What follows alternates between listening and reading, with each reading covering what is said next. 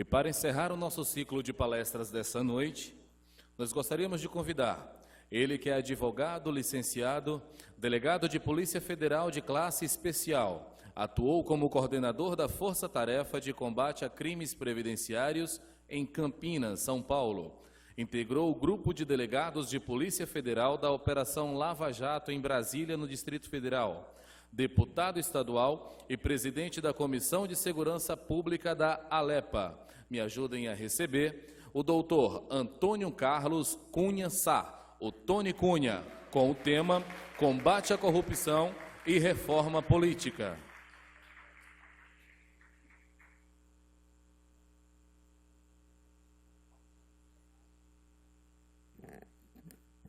Boa noite, pessoal.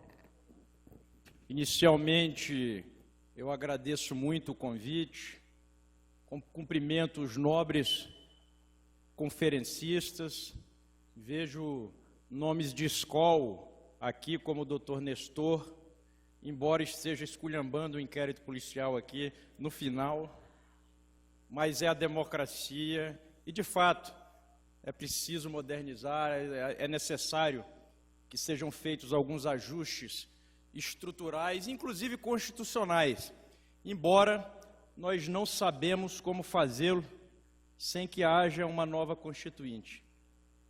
Mas, mais uma vez, agradeço essa oportunidade. Ele falou meu nome completo aí, Antônio Carlos Cunha Sá, mas esqueçam esse nome, o nome artístico é o que vale agora, Tony Cunha. E como mencionado, o tema escolhido, que guarda relação com a nossa nova atividade, digamos assim, mas, em verdade, a política não é profissão, a gente está emprestado.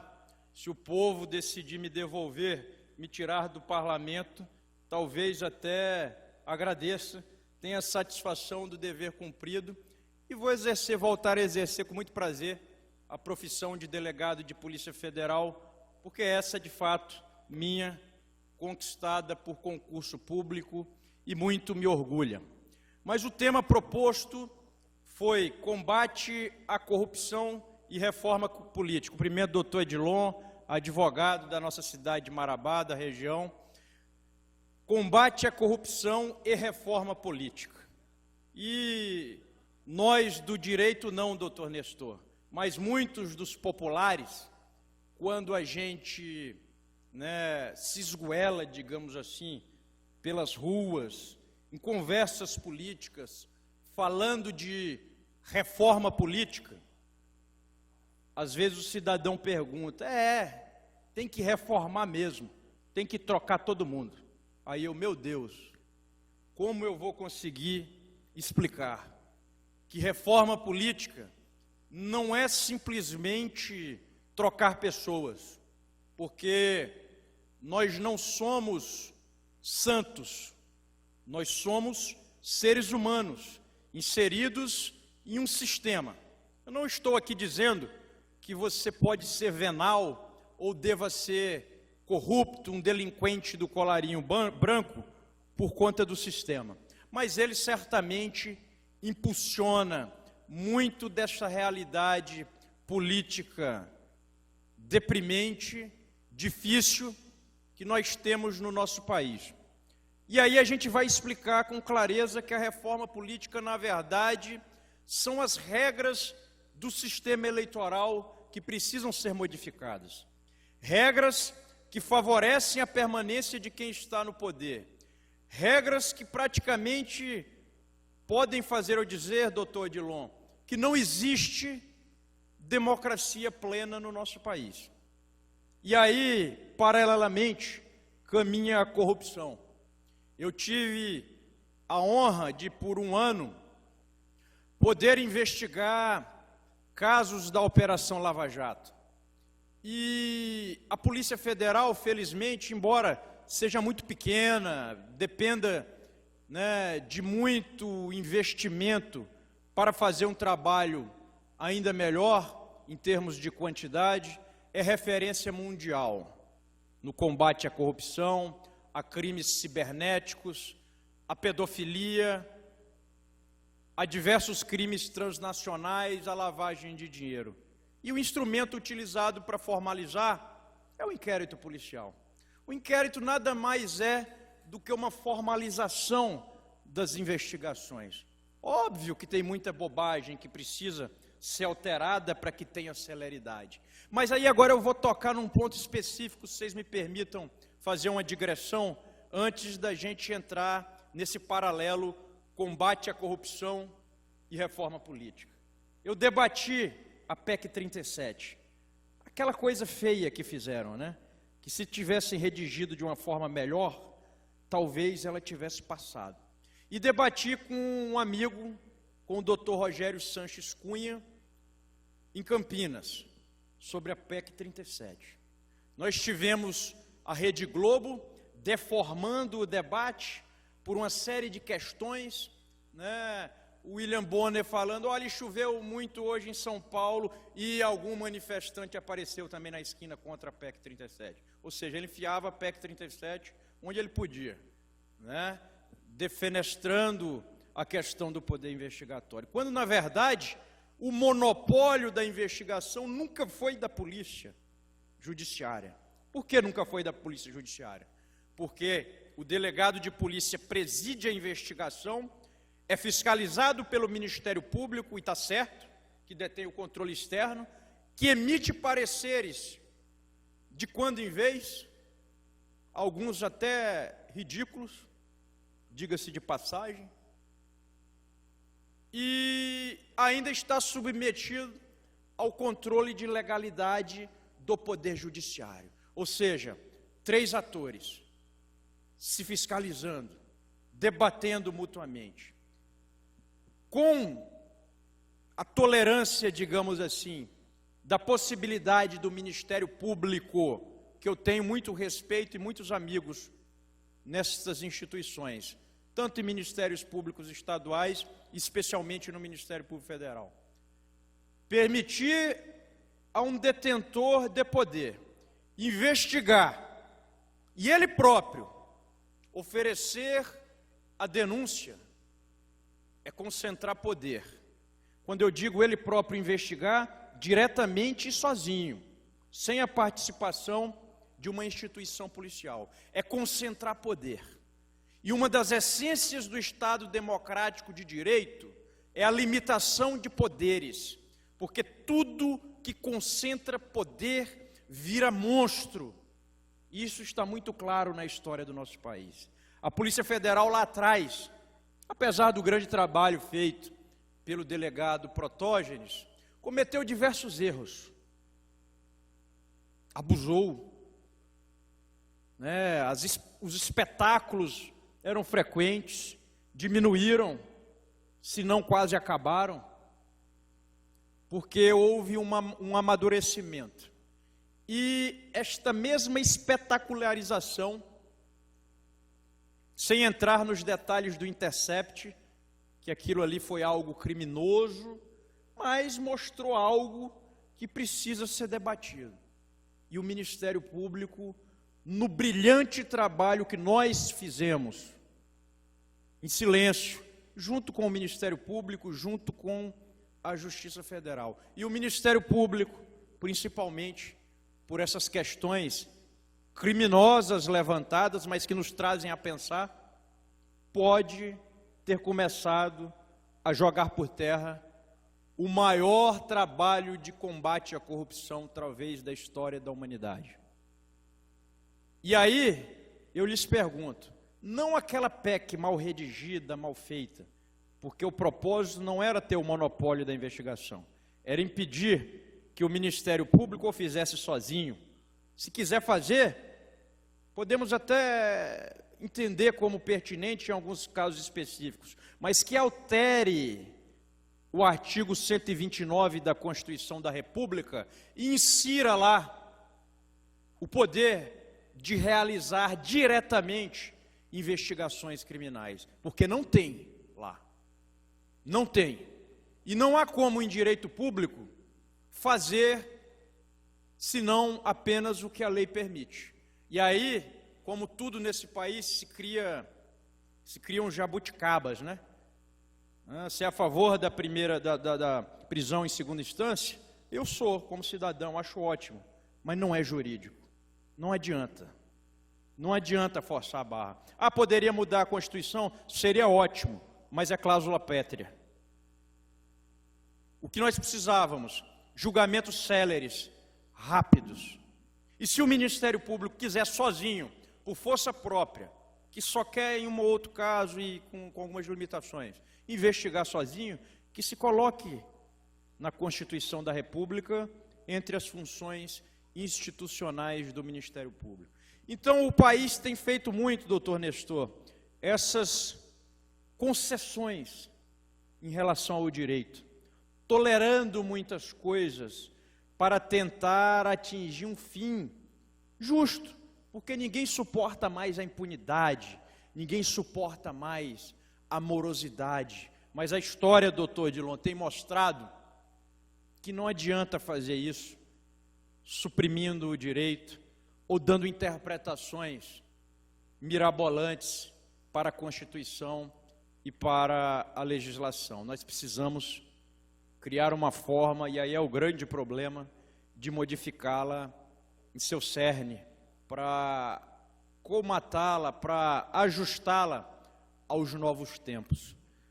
Mas entrando na questão da corrupção e da reforma política, a gente conversava entre os colegas que participavam da operação, e eu sempre nunca pensei em me tornar político, mas sempre tive curiosidade sobre os assuntos da política. E a gente conversava, né? Como fazer com que esse trabalho de investigação da Operação Lava Jato possa redundar de fato em uma mudança cultural, em uma mudança humanística no nosso país, para que a gente viva de fato um novo tempo.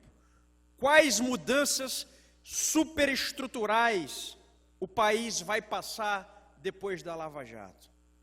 A maior delas, e aqui eu tenho certeza que é a única que pode dar início a todas as demais reformas, é a reforma política.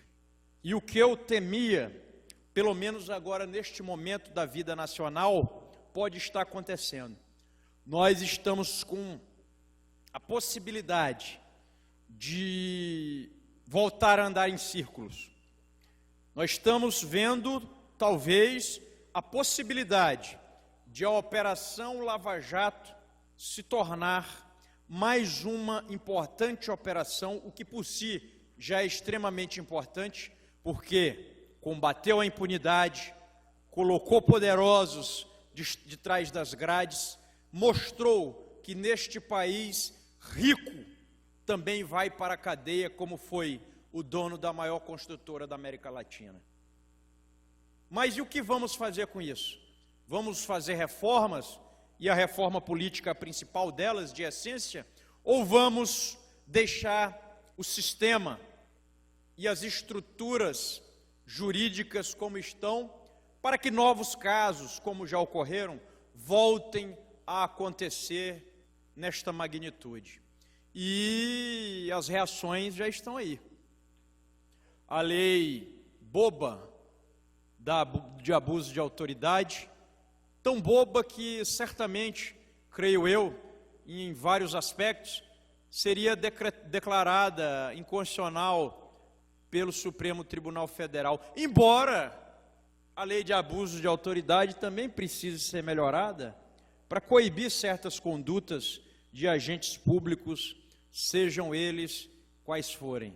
Mas vamos nos perguntar agora, qual a raiz de todos os casos de corrupção, sem medo de errar, quase todos os casos de corrupção que envolvem o colarinho branco? É a política. E por que imaginemos a política? Será que só tem pilantra, desculpe a expressão, no nosso país? Será que o povo brasileiro não é honesto? Não é essa a resposta. Nós temos um problema cultural, é verdade, mas o sistema político é carcomido, porque, via de regra, ele só permite a entrada de malversadores do recurso público ou então de desequilibrados como eu, por exemplo. Um sujeito que raciocina, quando ele se defronta com as regras do sistema eleitoral e o que ele tem que fazer, sendo honesto, sendo probo, sem comprar votos para vencer a eleição, se ele for normal, ele fala, eu não vou. E o doutor Odilon acompanhou a nossa carreira, sempre traído, inclusive por quem se dizia aliado, e é desta feita. Mas tem um outro desequilibrado, né, que acaba tendo sorte e abnegação e vence as eleições. E, modestamente, eu considero o meu caso como um desses, porque é tão evidente que tive 27 mil votos na minha cidade natal, que é Marabá, e quase nada fora. Por que você não teve voto fora? Porque eu não tinha condições de ir para outras cidades, tive muita honra de ter 600 votos em Paraupebas, com uma estrutura precária, com muito pouca gente me ajudando, mas gente de fé, porque os recursos não me permitiam andar todo o estado do Pará, como faz a maioria dos candidatos. Então, meus votos na região, digamos assim, foram no sopro. E aí eu pergunto para vocês,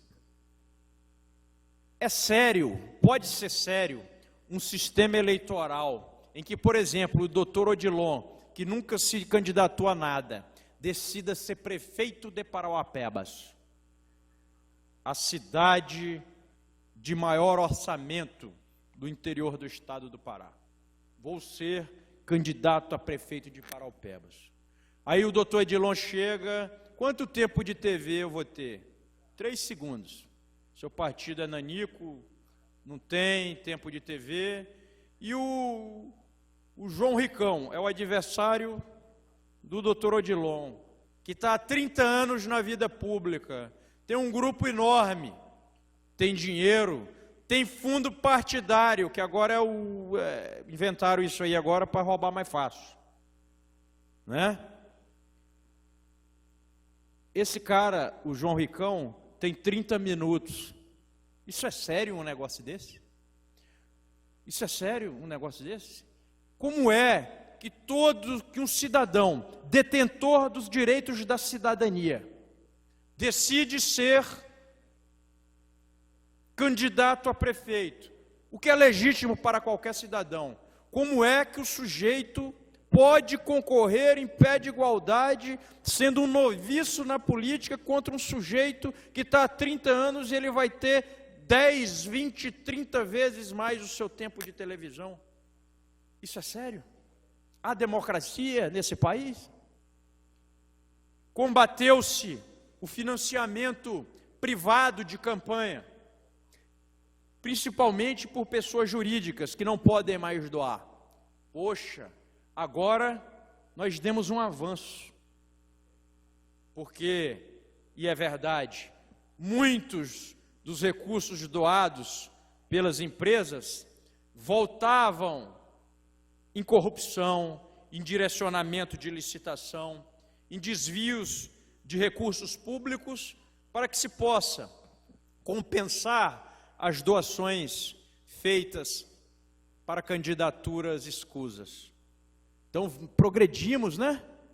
Mas aí, de repente, vamos criar o financiamento público de campanha.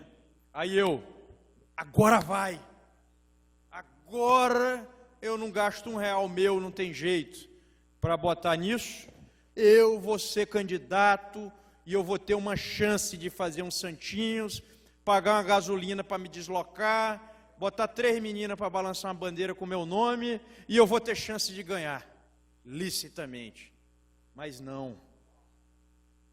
3 bilhões de fundo partidário sem regulamentação. Mas o que é isso, sem regulamentação? Se você for dono de um partido, como chamam, o dinheiro chega para o diretório estadual, e se o presidente achar que você tem potencial, ou que você é bonitinho, ou gostar de você, ou se você namorar a filha dele, aí ele te dá uma quantidade razoável de recursos públicos, para você disputar em pé de igualdade as eleições. Se ele não quiser, ele não te dá nada. Ele pode falar, esse candidato eu dou 50, aquele outro eu dou 1 milhão, o outro eu dou 100 e acabou, e por quê? Porque eu quero e pronto. Então, agora, os políticos tradicionais, a velha política, não precisa mais nem botar a cara para sofrer. Já vem o dinheiro público na mão dele para ele fazer o que ele quiser. Ele pode agora dar uma banana para todo mundo, agora Ou seja, só piora. E aí, a grande dificuldade da vida brasileira. Como nós vamos fazer essa reforma política com as pessoas que estão lá querendo preservar seus espaços? Esse é o hiato que talvez separe o nosso país de uma vida desenvolvida, principalmente na política. Voto distrital. Eu tive a minha votação, a título de exemplo, na minha cidade, na minha região.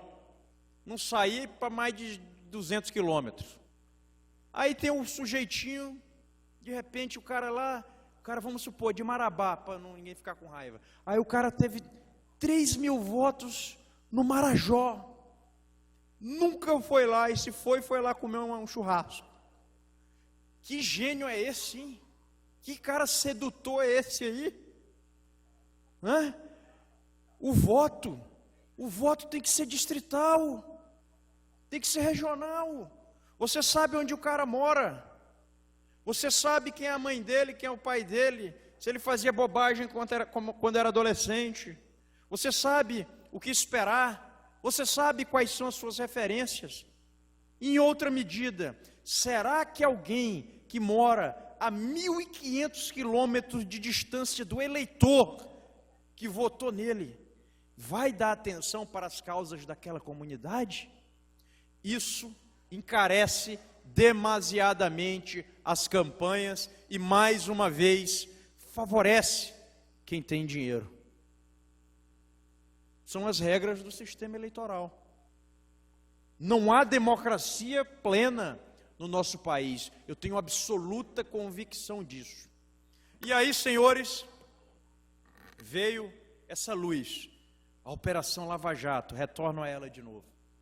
Nada mais, nada menos do que um grande esquema de corrupção entre empresários das 7 maiores construtoras do país e políticos. Quem é o maior culpado disso tudo aí? Político ou empresário? O que vocês acham? Bora, o que vocês acham? Político ou empresário, os principais responsáveis? É o político, porque ele alimenta isso, ele tem a obrigação. O compromisso ético do empresário principal é com a sua empresa, embora ele tenha que agir licitamente. Quem alimenta esse processo é a comunidade política, e o empresário começou a gostar. É bom, né? Eu conduzi um inquérito da refinaria de Abreu e Lima, e aí é público, em face do deputado federal Dudu da Fonte, em que houve um desvio de nada mais, nada menos, apenas naquele caso, de R$1 bilhão. Né? R$1 bilhão. Pernambuco. E aí, me perguntem, R$1 bilhão. Qual foi o partido em que mais integrantes estiveram envolvidos na Operação Lava Jato? Alguém sabe? Alguém sabe? Chutem aí. Foi o PT? Não, não foi o PT. Foi o PP. Mas o PT comandava o país. Tinha a obrigação de impedir que isso ocorresse, talvez por isso tenha levado a maior parte da responsabilidade, mesmo porque tinha os políticos detentores de maior poder no país. Mas tinha um elo político, o elo empresarial e o elo da comunidade financeira, do Youssef, que era fanfarrão e acabou vacilando, e por conta de uma Land Rover Discovery, no filme estava um Evoque, mas era uma Discovery, tá? Tá errado ali no filme. Descobriu-se o envolvimento dele com Paulo Roberto da Costa, diretor de abastecimento da Petrobras, que aí puxou, né, o posto da torre do Carlos Habib Charter, que pela movimentação diária de recursos em espécie, muitas das vezes o Youssef tinha que levar um pacotinho, então ele pegava lá no posto, porque já estava o dinheiro no caixa, e depois arrumava uma forma de pagar os fornecedores do posto do Carlos Habib Charter. E aí, por isso, a Operação Lava Jato, nomeada assim pela delegada Érica Marena. E aí, nós percebemos, avançou-se, o Instituto da Delação, da Colaboração Premiada, melhor dizendo, e a Lei de Crime Organizado, é preciso ser dito, possibilitaram, né, que essa investigação fosse à tona, né, que os novelos fossem puxados e o país diminuiu bastante, está chegando ao fim, viveu o maior combate à corrupção da história da humanidade. Foi positivo? Claro que foi positivo, muito positivo. Resolveu o problema do país? Não, não resolveu. E o que eu particularmente temia, como cidadão, como delegado de Polícia Federal, é que nós passássemos, como disse, a girar em círculos sem realizar a reforma política. A principal reforma do país, a mãe de todas as reformas. Nós tivemos aí agora, ontem foi aprovado no Senado, a necessidade de fazer uma reforma da Previdência, controversa é verdade, mas necessária, importante, porque era entre a fome e a mudança superestrutural. Mas a reforma política é muito mais importante. E a própria reforma da Previdência mostrou isso. A dificuldade de se aprovar, a reforma da Previdência por barganhas a todo momento. Troca de pedido de cargos, de emendas, de tudo que se possa imaginar. Num presidencialismo de coalizão que precisa ter fim, mais de 40 partidos, e 40 partidos agora cheios de dinheiro. E vide a confusão no PSL, que tem como mote dinheiro, os 400 milhões de reais de fundo partidário. Será que nosso país tem salvação sem a reforma política? É impossível. Um presidencialismo de 40 partidos, o único lugar, eu sou parlamentarista, porque à medida que você faz as eleições proporcionais, quem tem maioria indica o primeiro-ministro, perdeu a maioria, cai. Não precisa barganhar para poder aprovar reformas, aprovar leis, desenvolver melhor a superestrutura do Estado. Presidencialismo americano, bipartidário, também. Agora, essa coisa tupiniquim, nossa aqui, de 40 partidos, muitos deles né, verdadeiras organizações criminosas. E aí, gente, eu quero frisar uma questão. O problema, a gente vê essa dicotomia, esse maniqueísmo infantil, bobo, de ultraconservadores, de esquerda radical, essa bobagem, PT. O problema do país não é um partido. Delinquentes existem em todos eles, é certo que uns mais, outros menos, é bem verdade. Mas o problema é o sistema político. O sujeito que entra na política e vende a alma para permanecer nela a qualquer preço, sem medo de errar. O sujeito que vende a alma para permanecer na política a qualquer preço, ele vai praticar a corrupção. Se ele ingressa no espaço político, consciente de que a qualquer momento ele pode perder a eleição e voltar para a sua atividade, não tem problema nenhum, é o caminho. O problema é que a maioria não tem emprego, né? Não se sustenta. Primeira coisa que eu faço, quando alguém me pergunta em quem eu voto, veja primeiro se esse rapaz, com todo respeito, que ninguém é obrigado a conseguir sucesso pessoal não, mas pergunte se ele se sustenta. Como é que um sujeito que não se sustenta vai sustentar administrativamente um município? Vai governar centenas de milhares de pessoas? É impressionante, e não se fala disso.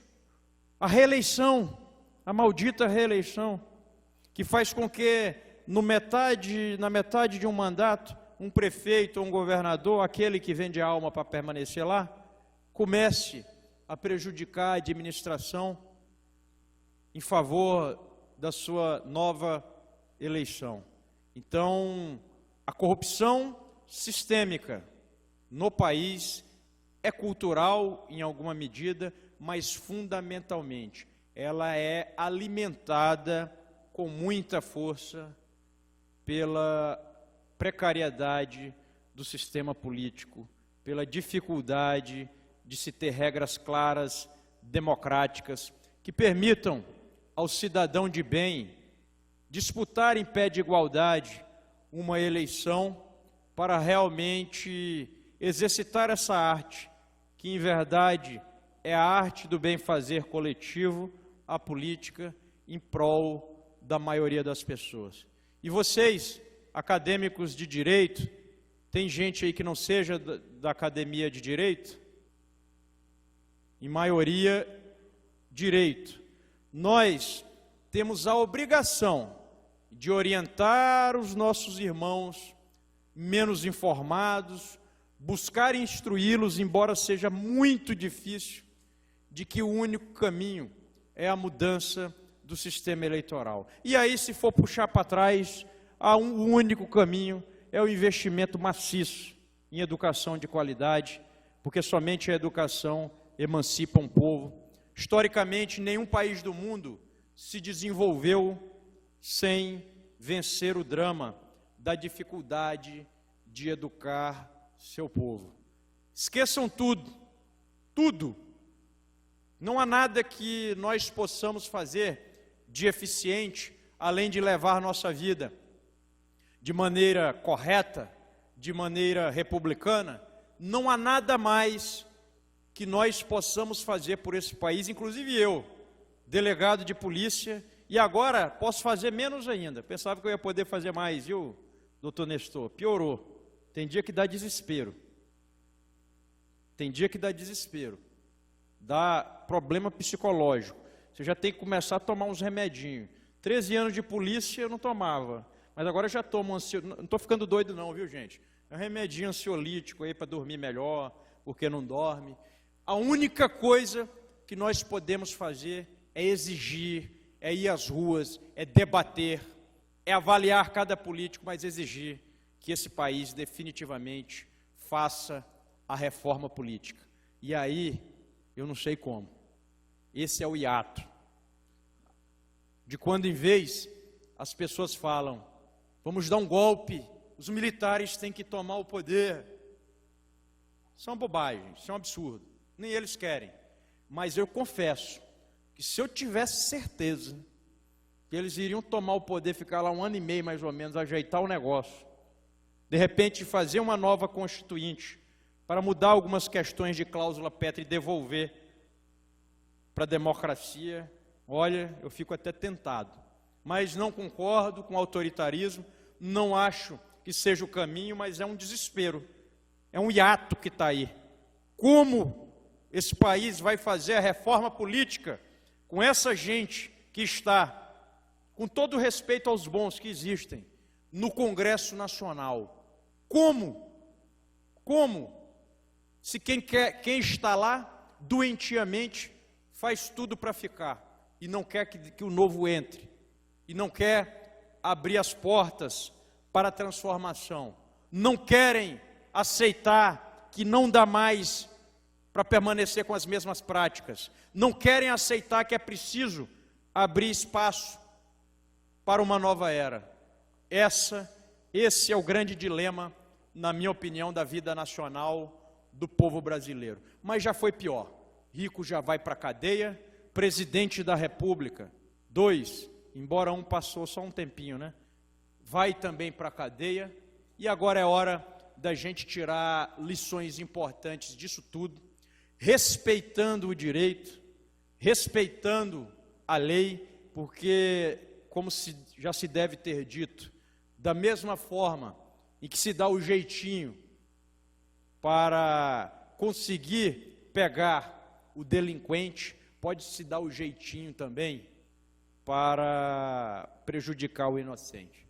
Então, a prisão em segunda instância me dá muito prazer, mas eu, sinceramente, não adianta, né, falar de doutrina alemã, não adianta o cara falar que tem poderes implícitos, não sei aonde, que isso para mim não está certo. Não tem poder implícito em lugar nenhum.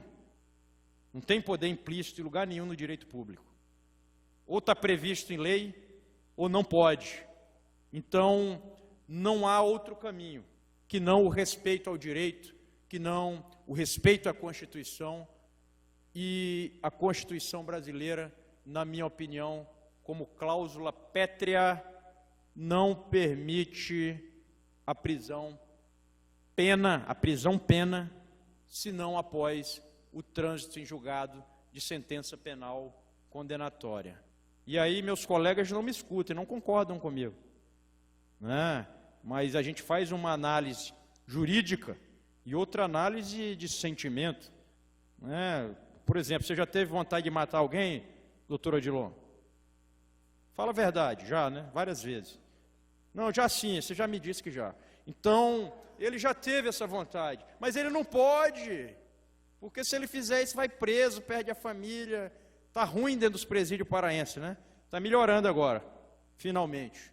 Então, nós temos que respeitar o direito e procurar democraticamente, né, fazer as reformas superestruturais nesse país, e passa necessariamente pela manifestação popular e pela conscientização, né, da população brasileira.